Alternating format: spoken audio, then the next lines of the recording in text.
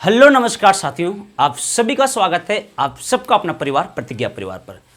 So guys, Indian polity का series मैं शुरू किया था आप लोग के लिए, जिसमें एक लेक्चर मैंने अपलोड कर चुका हूं। वीडियो को डिस्क्रिप्शन में उसका लिंक दे रहा है और आप वहां से इसको देख लीजिएगा। तो ये दोस्तों, आज की क्लास जो शुरू करते हैं वह आपका इंडियन पॉलिटी के पार्ट 2 से। तो इंडियन पॉलिटी मतलब कि भारतीय संविधान की हम यहाँ पे बात करेंगे। तो सबसे पहले दोस्तों, मैंने आपको पढ़ाया था इंडियन पॉलिटी के बारे में कि क्या होते हैं इंडियन पॉलिटी, भारतीय राज्य व्यवस्था। तो भारतीय राज्य व्यवस्था में आपको सिंपल शब्दों में एक बात बताया था कि देश को चलाने के लिए जो संपूर्ण व्यवस्था की आवश्यकता होती है उसे हम बोलते हैं भारतीय राज्य व्यवस्था। और यह भारतीय राज्य व्यवस्था जो है वह बुक के माध्यम से चलता है, किताब के माध्यम से चलता है, लिखित बुक है, और वह बुक कहलाता है संविधान। और संविधान को हम बोलते हैं कॉन्स्टिट्यूशन। और यह आपका कॉन्स्टिट्यूशन है, यह आपका कॉन्स्टिट्यूशन की हम यहाँ पे बात करेंगे। यह बुक कैसा है, लिखित है। और यह कॉन्स्टिट्यूशन में आपका 22 भाग पढ़ा बताए थे, और आपका अनुच्छेद की संख्या जो होते हैं वो आपका 395 है। और जो बच गया उसे हम शेड्यूल्स बोलते हैं, यानी कि अनुसूची बोलते हैं। और अनुसूची की संख्या की बात करते हैं तो पहले 8 था और अब 12 है। इसमें से पिछला लेक्चर में हमने 22 भाग को कंप्लीट शॉर्ट ट्रिक्स के माध्यम से याद कर लिया था। कितने भाग के भाई? 22 भाग को मैंने याद किया था। अब हम यह समझने वाले हैं कि आखिर 22 भाग तो ठीक है, आखिर भारतीय संविधान की आवश्यकता क्यों पड़ा?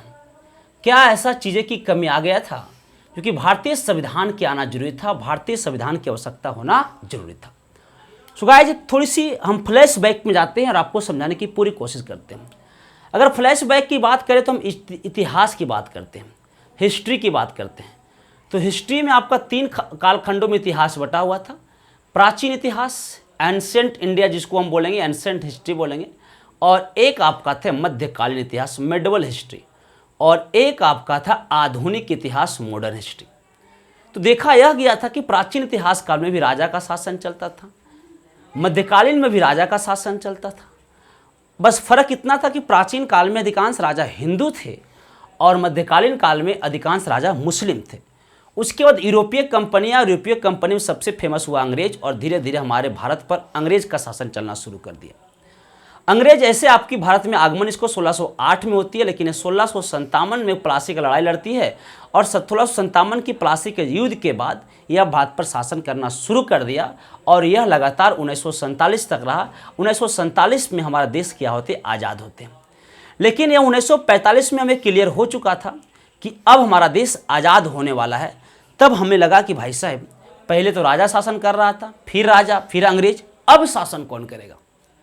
तो अब शासन कौन करेगा, इसी के लिए कई देशों ने अपना संविधान बना चुका था। तो हमें भी लगा कि अब शासन कौन करेगा, तो किताब करेगा, एक बुक करेगा, और उस बुक का नाम है संविधान। अब इस संविधान बनाएगा कौन? तो इसके लिए आपकी संविधान बनाने की बात चलना शुरू हो गया। और ये कब से? 1945 ईस्वी की बात से।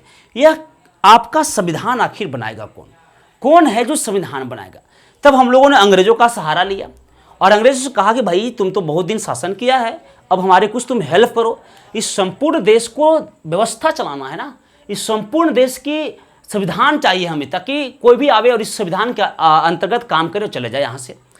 तब पता चला कि भाई साहब कुछ होना चाहिए, और इसी कुछ होने चाहिए में से आपका एक सबसे पहले संविधान बनाने से पहले संविधान बनाने वाला की आवश्यकता हो गया, और उसे कहा गया कॉन्स्टिट्यूशनल असेंबली, संविधान सभा की बात है। तो संविधान सभा बनाने के लिए एक मिशन आया था, उस मिशन को हम बोलते हैं कैबिनेट मिशन, कैबिनेट मिशन। और यह जो आपकी कैबिनेट मिशन है वो आपका 24 मार्च 1946 को आया था। बोलो कब आया था? 24 मार्च 1946 में आया था। और यह कैबिनेट मिशन क्यों आया है? तो संविधान बनाने के लिए संविधान सभा का निर्माण करने के लिए आया है। बोलो कौन सभा का जी? संविधान सभा का। संविधान को कॉन्स्टिट्यूशन बोलते हैं और सभा को असेंबली बोलते हैं। शॉर्ट में हम CA बोल सकते हैं, अर्थात कॉन्स्टिट्यूशनल असेंबली कर सकते हैं। और इसमें 3 लोग आए थे। कितने लोग आए थे भाई साहब? 3 लोग आए थे। इसमें सबसे पहले थे पैथिक लॉरेंस। नाम बोले, कौन लॉरेंस की बात यहाँ पे चल रहा था? पैथिक लॉरेंस की बात चल रहा था। फिर आपका फैथिक लॉरेंस थे, उनके बाद एवी अलेक्जेंडर साहब थे, एवी अलेक्जेंडर साहब थे, फैथिक लॉरेंस, एवी अलेक्जेंडर साहब थे, और एक थे आपका sir Stafford Cripps, sir Stafford Cripps, और ये आपका सर स्टेफोर्ड क्रिप्स थे। इनका शॉर्ट ट्रिक में हम पास लिखेंगे। पी से आपका फैथिक लॉरेंस जो कि भारतीय सचिव पर थे, एवी अलेक्जेंडर व्यापार बोर्ड के अध्यक्ष, एवी अलेक्जेंडर नौसेना प्रमुख थे, सर स्टेफोर्ड क्रिप्स आपका व्यापार बोर्ड के अध्यक्ष थे। अब यहाँ पे पास याद क्या रखना है हमें, पास कौन पास, तो सीए पास, बीए पास नहीं बोलना है, सीए पास बोलना है। मतलब कॉन्स्टिट्यूशनल असेंबली को पास करने के लिए जो आपके Pethick Lawrence, A V Alexander, sir Stafford Cripps, Pethick Lawrence Bharat के सचिव के पद पे थे, एवी अलेक्जेंडर और आपका सर स्टेफोर्ड क्रिप्स सबको अलग अलग पोस्टिंग दिया गया था, और इन लोगों ने आकर हमारे पास कैबिनेट मिशन यानी संविधान सभा की बात कर रहे थे कि यहाँ पे संविधान सभा बनना चाहिए। बोलो कौन सी मिशन भाई साहब, कैबिनेट मिशन। तो अब यहाँ पे इन लोगों ने कैबिनेट मिशन के तहत आपका संविधान सभा की बात करेगा, यहाँ पे कैबिनेट मिशन की यहाँ पे बात करने वाले में से रहेंगे। अब हम यहाँ पे चलते हैं, कैबिनेट मिशन की बात जब किया जाए तो सबसे पहले समझते हैं कि ये 3 लोग आए थे, क्या बनाएगा, संविधान सभा बनाएगा। अब इस संविधान सभा में जाएगा कौन, हर एक लोग कर रहा था हम भी जाएंगे, तो कहा नहीं ऐसे नहीं होगा। इसके लिए आपको क्या करना पड़ेगा, चुनाव लड़ना पड़ेगा। क्या, चुनाव लड़ना पड़ेगा, और चुनाव जीतिएगा तब जाएगा। और उन्होंने आपका कहा कि जिस क्षेत्र में 10 लाख जनसंख्या है वहां से एक सदस्य संविधान सभा में चुनकर आएंगे, और टोटल संख्या निश्चित किया गया था 389।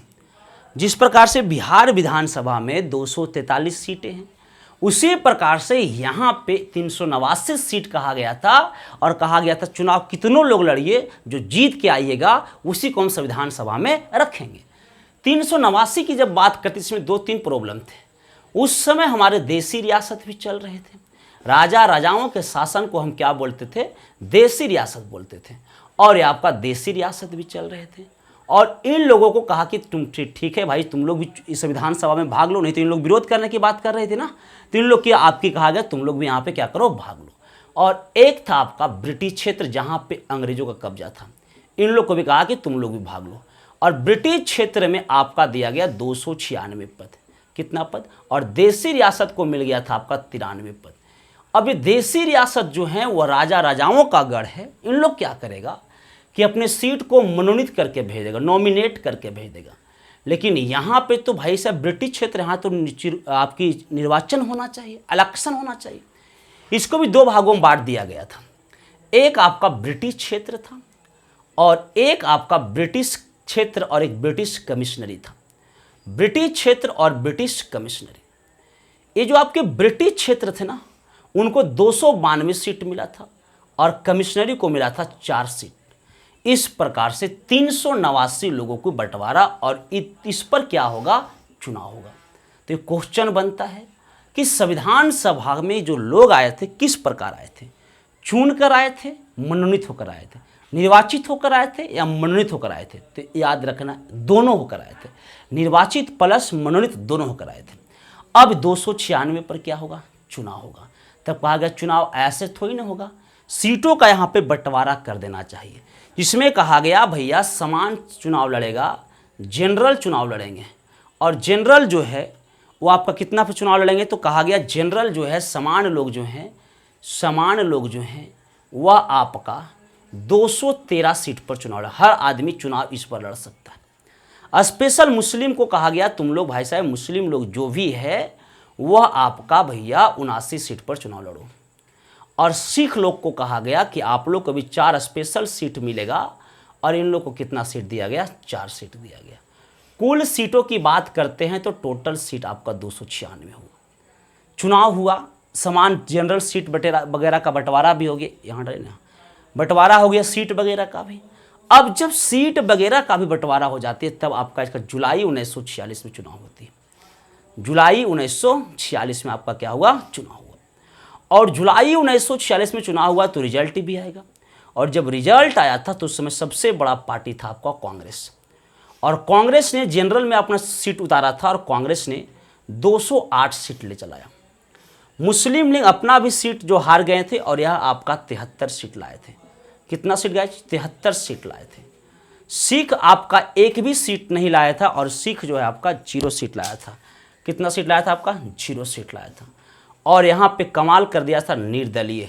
निर्दलीय जो है वह आपका 8 सीट लाए थे और अन्य छोटे छोटे 7 पार्टी एक सीट लाए तो 7 सीट लाए। टोटल 296 हो गया। अब सीट तो सबसे ज़्यादा किसके पास है? कांग्रेस के पास है। सबसे ज़्यादा सीट जो है वो आपका कांग्रेस के पास है।